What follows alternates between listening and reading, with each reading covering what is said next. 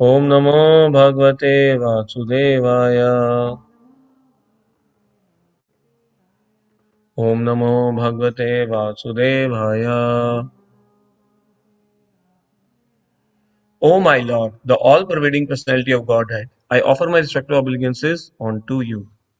Together, Narayanam Namaskritya Naram Chevam Jaruttamam Devim Saraswatim Vyapam Tato Jayamudiraye. Before reciting the Srimad Bhagavatam, which is the very means of conquest, one should offer respective obligations unto the personality of God and Narayan, unto Nar Narayan Rishi, the supermost human being, unto Mother Saraswati, the goddess of learning, and unto Srila Vyasadeva, the author. नष्टप्रायेषु भद्रेषु नित्यं भागवतसेवया भगवती उत्तमा श्लोके bhakti bhavati nastaki. By regular attendance in the classes on the Bhagavatam and by rendering of the service to the pure devotee, all that is troublesome to the heart is almost completely destroyed, and the loving service unto the personality of Godhead, who is praised with transcendental song, is established as an invocable fact. ओम ज्ञानतिमिरन्दस्य ज्ञानञ्जनशलाकाय चक्षुरुमिलितं येन तस्मै श्रीगुरुवे नमः. I was born in the darkness of ignorance, and my spiritual master opened my eyes with the torchlight of knowledge. I offer my respective obligations unto him. Welcome to Srimad Bhagavatam class. So we are reading from first canto, chapter 18. Today we have to do verse number 20.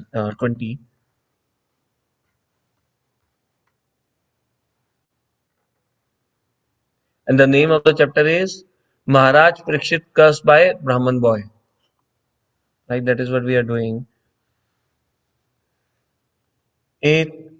Etavatam anusochitena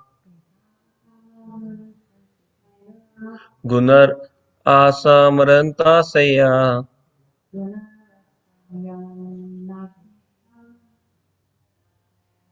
hitvetaran parantyato vidhret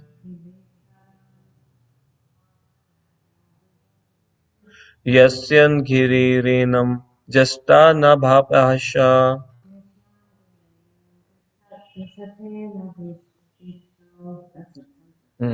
Etavatanam anusochitena गुणेरे समरन्तकाशनस्य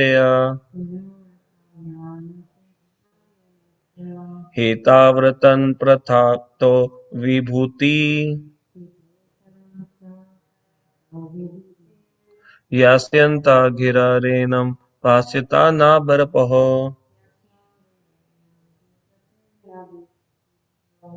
एताव्रतम् अनुशोचितेन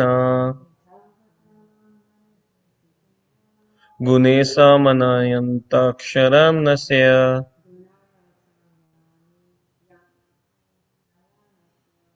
हेत्वा तरन् प्रार्थयो विभूति यशा गतारेणो घस्ता निभापयशा.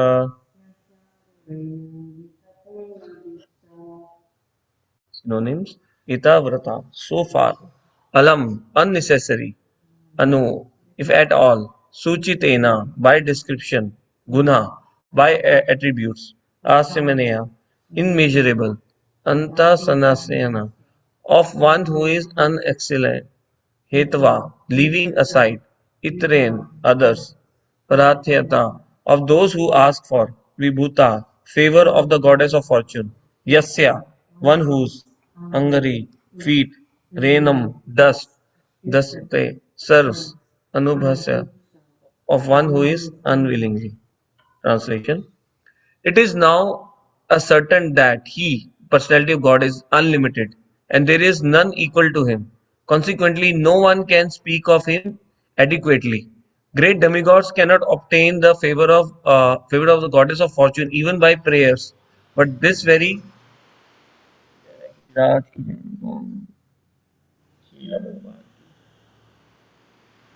great demigods cannot obtain the favor of the goddess of fortune even by prayers, but this very goddess renders service unto the Lord, although uh, he is unwillingly to have such service.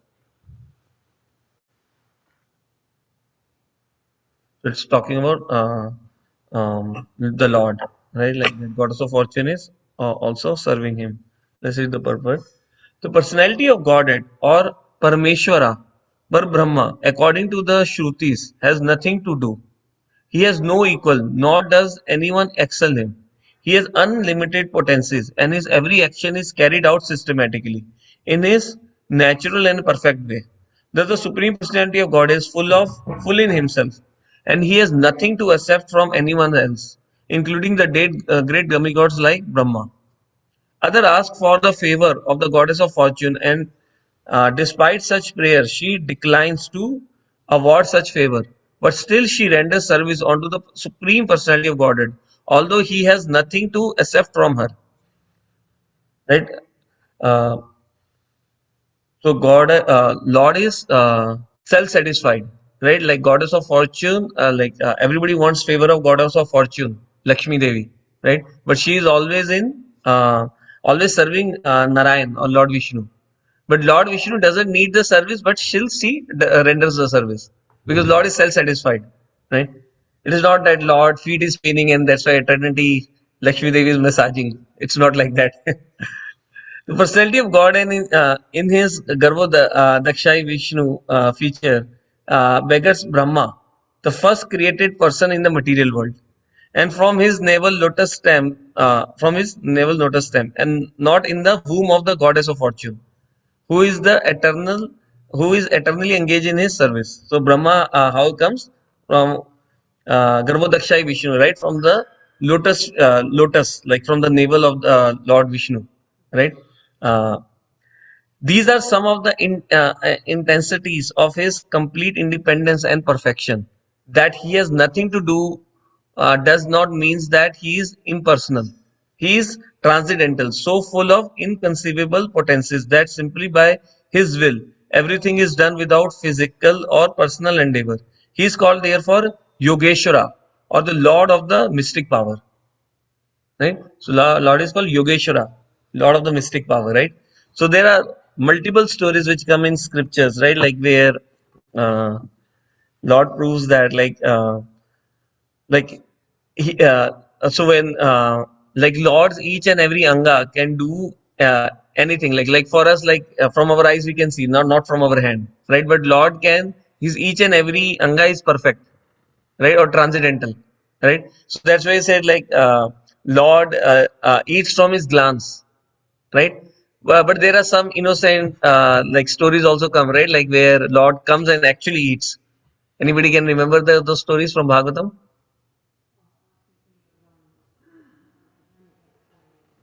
Yes. Yes, so Nanda Prabhu is adding in Chaitanya Charitamrita it comes, right. Lord says, "I come to uh, Sachi Devi's house every day to come and eat whenever Sachi Devi cooks." Right, like this is when Chaitanya Mahaprabhu. Yes, yes, okay. Hmm. Hmm. Right. So Nanda Prabhu is saying like she's thinking about the other pastime, right? Like wherein there was a Brahmana, right? A traveling Brahmana, like he came to Navadip, and then Jagannath Mishra invited him to his home, like to have prasadam, and he had a rule, like a vow that and he has a Gopal deity with him. Without serving his Gopal or cooking for his Gopal, he doesn't honor food, right? So and then Jagannath Mishra said, like, please come to our house, like, and we will arrange everything, like for your cooking. And then they cleaned up the kitchen and everything, and then they cooked, right? And that Brahmana himself cooks, like that is also his vow, like he will cook by himself and then he will serve personally, right? So he cooks, the arrangement is done, and then he served. And then when he was ringing the bell for Lord to eat, then little Nimai comes and eat. And then Brahmana says, "Oh, this boy has spoiled my offering," right? And then Jagannath Mishra little bit chastised Nimai that you should not do that. Then again, whole kitchen was cleaned up, and then again arrangements was made. Uh, Again, Brahmana cooked the offering, and then again when he was ringing the bell, like for the Lord, again Nimai comes and then eat. Then Jagannath Mishra becomes very upset, right? And Brahmana said, maybe today is not my day, like for eating. That's fine, totally fine. Don't chastise the boy. That, but Jagannath Mishra insists, like, please, and Vishwarup also comes, right, like, where he says, please try one more time, right? And this time, little Nimai was taken to some other house, and to so that and he was kept with some ladies, elderly ladies, like, so that to manage him, to babysit him. And again, offering was made, and again, when by this time it is midnight, a lot of, because everything was cleaned up, because it happened 3 or 4 times, right? Now this time, everything was cleaned up, and then again when he was offering, again, like, to everybody, and everybody was sleeping at this time, right? Only that Brahmana was awake when he was doing the offering. And then again Nimai came, and then Brahmana said, Brahmana said, hi, you again spoiled my offering. And then this time Nimai said, every time you are inviting me only. Like, you're chanting those mantra, you are inviting me. Now you are saying hi, right? And then Nimai showed his Vishnu form also to the Brahmana, and Brahmana got the divine vision, like, to see that. And then he realized, like, Nimai is none different than Swayam Bhagwan, right? Krishna and Vishnu himself, right? And then Nimai told to that, don't tell anyone. And then Brahmana was very happy. And then later on, like he said, that, like, he stayed in Navadip, and then from a distance he was watching all the pastimes of Nimai, little Nimai. And there are other stories also, right, which comes in Shastra, like, where it says Lord Chaitanya comes to 3 places. One is, like, whenever Sachi Devi cooks, like, he comes and personally eats the prasadam, right? And then it was revealed in Ante Leela also, right? Like, wherein Sachi Devi always thought, like, okay, maybe in uh, my because I'm so much immersed, maybe I forgot to put the prasadam in the plate itself while serving to the deities. But actually, Chaitanya Mahaprabhu comes and personally eats, right? Second place is where Nityananda Prabhu is dancing, right? Or Chaitanya Mahaprabhu comes, like, whenever Nityananda Prabhu calls him, or, like, dances, right? And uh, I'm recalling the third one, so it will come later on, right? Like, but the main thing is, like, even, like, the another pastime where it comes is, like, wherein of the Laddu pastime, right, where son of uh,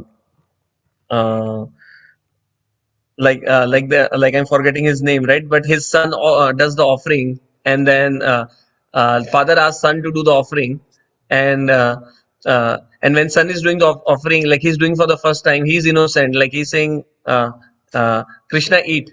And then and then he said, like, I already ate, like, from my glance. He said, no, everything is there in the plate, you didn't eat, right? And then he has to actually come down and eat, right? So that's still, that laddu is there, half laddu is there, right? Like,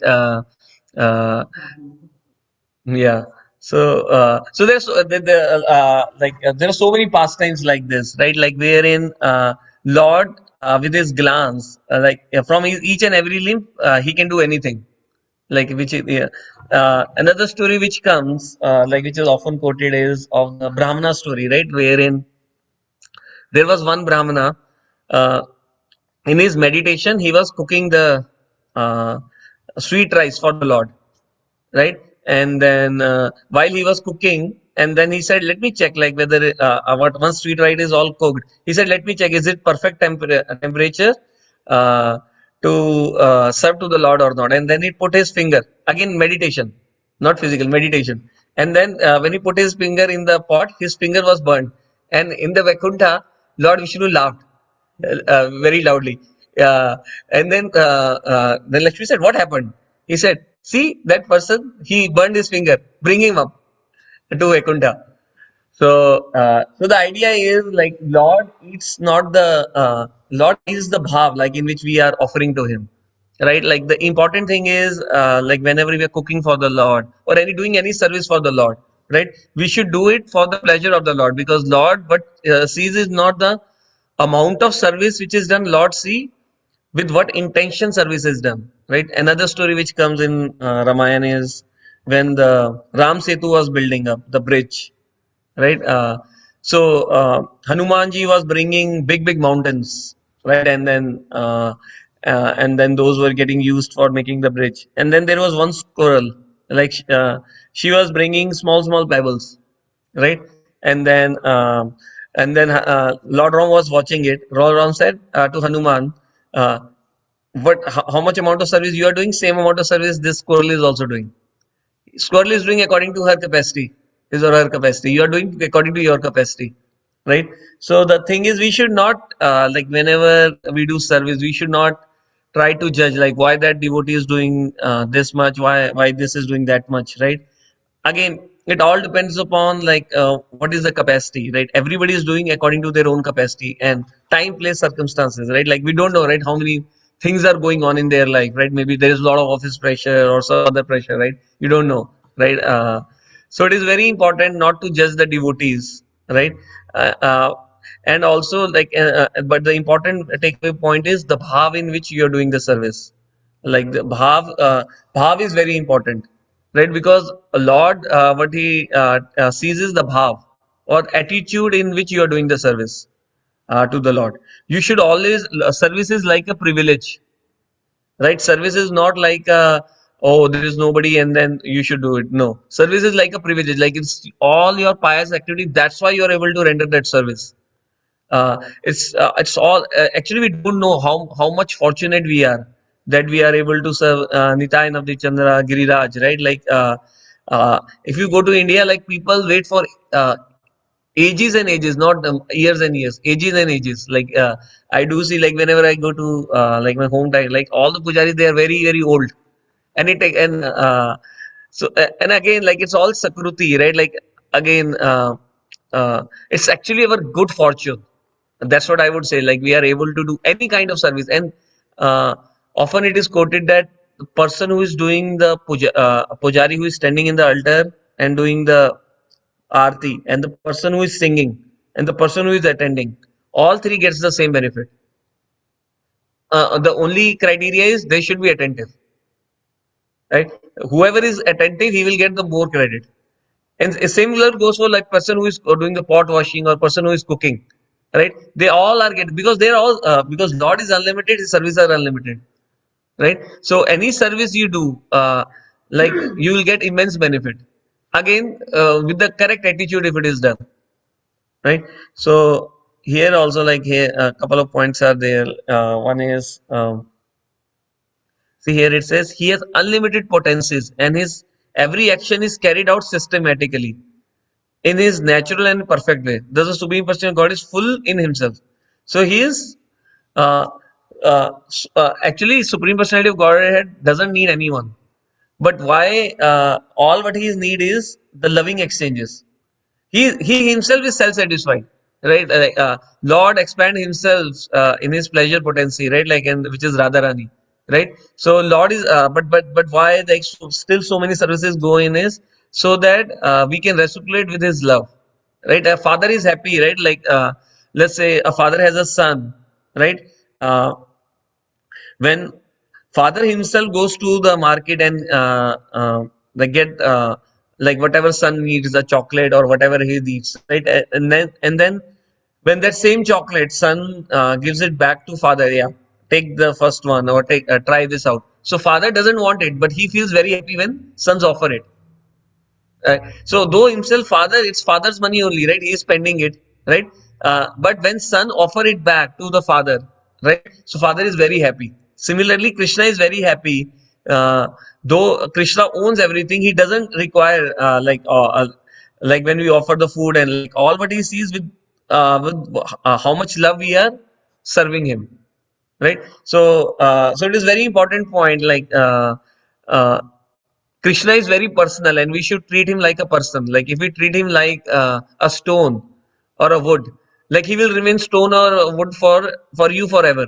But if you treat him like a person, right, or make a personal relationship with him, then it helps you to grow, right? You will see like he starts reciprocating also, right? So here another point which comes is the first jiva, right, which is Brahma, right? Brahma come from Vishnu, right? From the navel of Lord Vishnu, Garbhodakshai Vishnu, right? Uh, on a lotus stem. right? And then Brahma also, interestingly, when he comes out, he also do tapa, uh, for multiple, because when he comes out, he doesn't know like where he came out from, right? Because he came out from lotus time, and its lotus time is very high, right? He start doing tapa, then he sees down, okay, Lord is there, right? Like, similarly, like when we start initial days or before coming to the bhakti, right, everything is all dusty or muddy, right? So when we start chanting, right, then what happens is cheto darpan majanam, right? Slowly and slowly, the dust in which is accumulated in the heart, uh, which is compared to a mirror, right? Then it starts cleaning up. Then we start seeing the thing as it is, right? So slowly and slowly, when we start doing bhakti, and when Lord, because Lord is Savrat, which means, so when Lord wants, he will give the mercy. You cannot force the Lord. All what you can do is you can show your sincerity to the Lord, right? And when Lord is independent, and when Lord desires, he when he shows you the mercy, then he take out that dust or take out those clouds, and then you can see the Lord as it is, right? So it is very important, it is often quoted that in Damodar Leela, right, two finger shot. So first finger is your sincerity or our sincerity, right, towards the devotion service, and the second finger is the will of the Lord. Like, if both are there, then only we can bind Krishna, or we can uh, uh, basically, like, we can get the love of Krishna. So it is very important that we should do our part, the sincerity, and the second part comes when Krishna's will comes, right? So, so another point where here it is. Like where like we discussed that Lakshmi Devi, who is serving or massaging the feet of Lord Vishnu, right? Lord Vishnu doesn't need that massage, but Lakshmi Devi still want to do to perform a service, right? Uh, Actually, yesterday I was hearing one lecture, because yesterday was Hanuman Jayanti, right? So I was hearing one lecture, like in that. Very nicely, Prabhuji was describing in the lecture. And that this Leela comes after when whole Ravan was killed, and Lord Ram and Sita were installed on the throne, right? And then like all the, like Hanumanji has lot of seva bhav, right?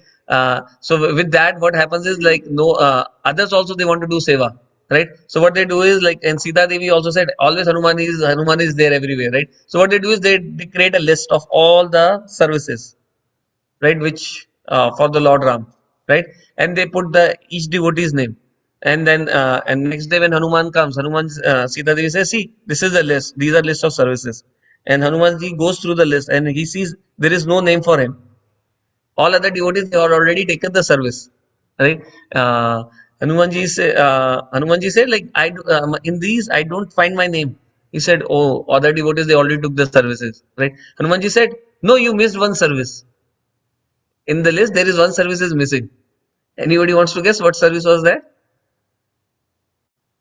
He said, whenever Lord Ram yawn, somebody has to do a jamai.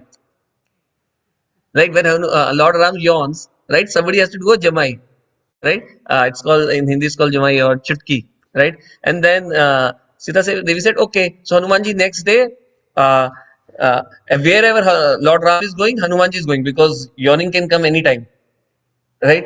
So even in the night also, like, Hanumanji enters the chamber of Sita Devi, because in the night itself also yawning can come, right? So he stand in the next to the bed, and then Sita Devi also got fed up. He said, let's give him a tangible service, right? So the idea,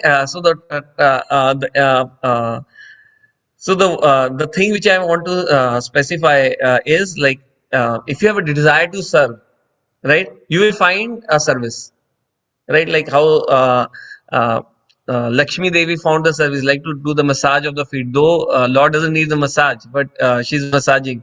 Similarly, like because Krishna is unlimited, his services are unlimited. Like, it's not that only I want that particular service. If you have a service bhav, you will find some other service, right? And it is very important, right, not to fight for the services. Like, I only want that service only, right? I only want to do arti on Janmashtami only, right, when the grand arti is going on, right? Why the other devotee, right? Lord is unlimited, right? Like, there's so many services, and like I said, like, it's all about bhav, right? Like what is your attitude, right? Because Lord sees the bhav, like in which you are doing it, or the attitude in which you are doing the service, right? Uh, any other points anybody wants to specify?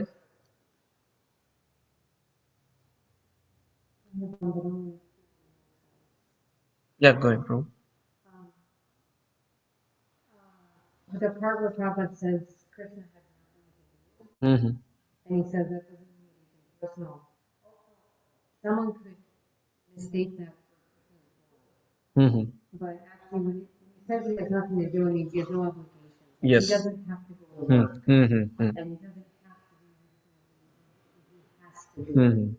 So it's not the same as Mm-hmm. something. So he's always busy with his Mm-hmm. devotees, exchanging rasa, but he has no obligations and things like that. Yeah. So Nanda Prabhu is stressing on this point, like where it says that he is nothing to do, doesn't mean that he is impersonal, right? So Krishna is very personal, right? There is another story, right, which is often quoted, right? There was once a person, a Britisher, right? Like he went to India.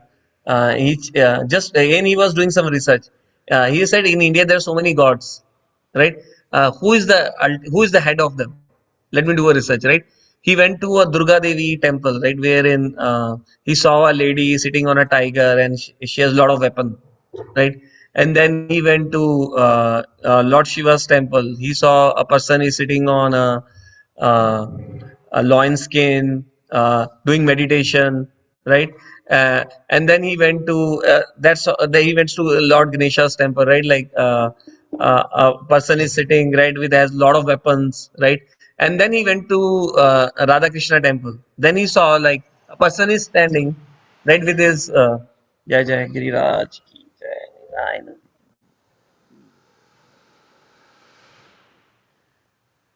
Then he went to Krishna's temple. Then he see a person is standing with the flute and then with his girlfriend. Again, he's thinking from his perspective, right? And then there are other girls also. He said, "This is the god."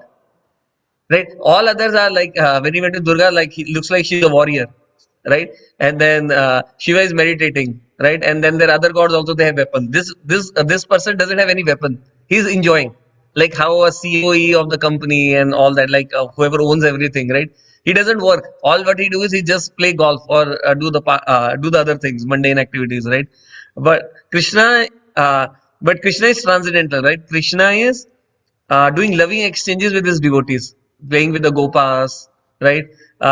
Or dancing with the gopis, right? He's always engaged and having loving exchanges. Like that's why it is often quoted that like you will not find Krishna's picture, bona fide Krishna's picture alone.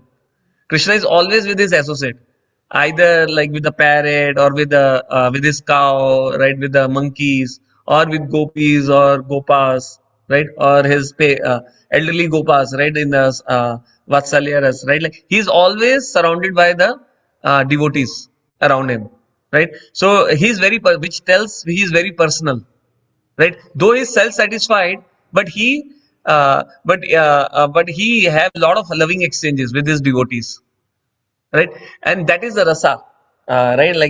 He has a lot of rasas, like that's where it says uh, Krishna is Rasaraj, right? He's full of mellows, like all the activities of Krishna's are full of mellows, right? So similarly Chaitanya Mahaprabhu activities are also full of rasas, like it is said what Chaitanya Mahaprabhu does in one day. Ananta Shesh, who is at the bottom, he cannot describe all the things which Chaitanya Mahaprabhu does in one day, right? Because there are so many things, one thing after another, right? So it is very important. Like this, one thing which I didn't say, this part of Bhagavatam, right? Like in 18th canto, if you remember, like from the previous conversation, right? Conversation between Suta Goswami and Sonak Rishi is going on. And before this, they asked 6 questions, and and Suta Goswami answered all of them. So it looks like it's almost Bhagavatam ended, kind of, right, where all the questions are answered, right? But we will see like further in this chapter again, like they are more curious, Now it is about, let's say, think about it. So, somebody has given you, like, again, it's a mundane example, right? Let's say a tasty pizza. Now you want to eat more, right? Or you want to relish more. Transcendental topics are like that. Like other day we were also discussing, right? The more transcendental topic of Krishna is like a chandan. The more you rub, the more it starts becoming fragrant, right? Uh, so it is very so that's why it is said, like, we should like the verse we read is also right. Nityam Bhagavato Sevaya. Like how we read should read Bhagavatam is every day, right? So another analogy which was given, like which I was hearing in so I don't know, like maybe like the people like who are like when I was growing up, there is used to on the TV, right? There used to come a series of Alif Laila, like it's an Arabian story, 1001 Arabian story. The gist of that was again we can see the gist. There was a cruel king, right? Every day he used to marry a girl, and next day he used to murder him. So everybody was upset with him, right? But what can be done? Like he's the king, right? Then a lady came. What she did was, like she got married to him, and then she said, "I have a wish. I want to tell you a story." Right? And then she starts telling king the story. But as soon as the morning comes, throughout the night she is telling the story. And when the morning comes, she leaves him to the climax. She doesn't tell him the climax, right? And then I will tell you tomorrow. So like that, there are 1001 stories. So right. So and she survived for 1001 days. So that king didn't kill him, and then he changed his mind. So again, all those stories are like it telling each and every lessons, like what you can learn from it. Like similarly, like the comparison is in this here also, like where Sutta Goswami is also telling like he told about Krishna now, but it increased the curiosity of the all the sages who are sitting there. We will see, like again they will start asking questions, and then Sutta Goswami will start answering, right? But it is like pre-climax. Like that's why you say, like couple of verses they are glorifying the Supreme Personality of Godhead, right? Uh, so any question or comments? Not, I like to end here. Any question on Zoom? Oh, is it? Hare Krishna. Nice class, Prabhuji. Not like to end here. Vanchvatarbhasya kripa sindhu devacha patitanam pavane bhyo vaishnave bhyo namo nama anant koti vaishnav ki jai. Srila Prabhupada ki jai. Oh, okay.